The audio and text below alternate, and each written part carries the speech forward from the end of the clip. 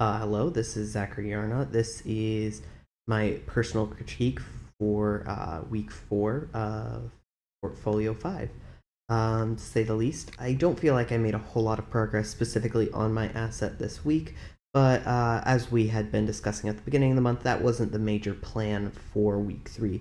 The real thought process was that we'd get our assets done by the end of week 3. And so week 4, I didn't really make many changes to my asset. I'm not sure if this was there before, but yeah, I resolved an issue that an animator was having with my asset.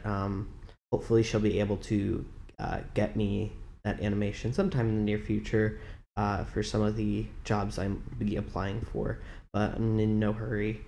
Right now, to say the least, I'm looking to improve my asset in different ways. I know I've been talking with Eileen about specifically, the mechanics of a foot roll and how they should look. I felt like this looked right, but she was saying it didn't feel right, and I think, obviously I'm not.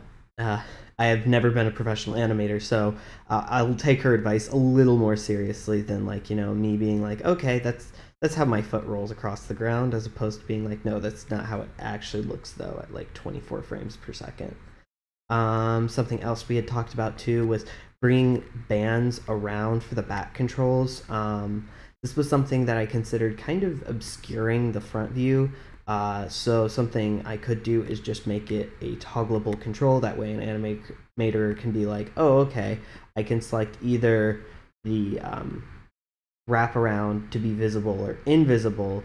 That way I don't have to be confused as to what it is. So that way when I'm selecting it or something like that.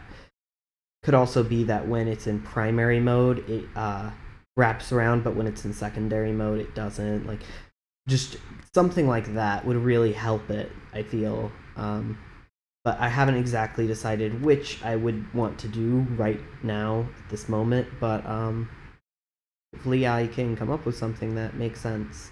Say the least, for this asset, I'm hoping to, in the following month, just get the clothing on there, make the clothing feel right, because right now I have the clothing hidden.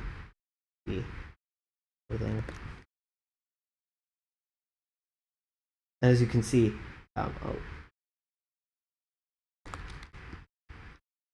also talking with the person that made the asset,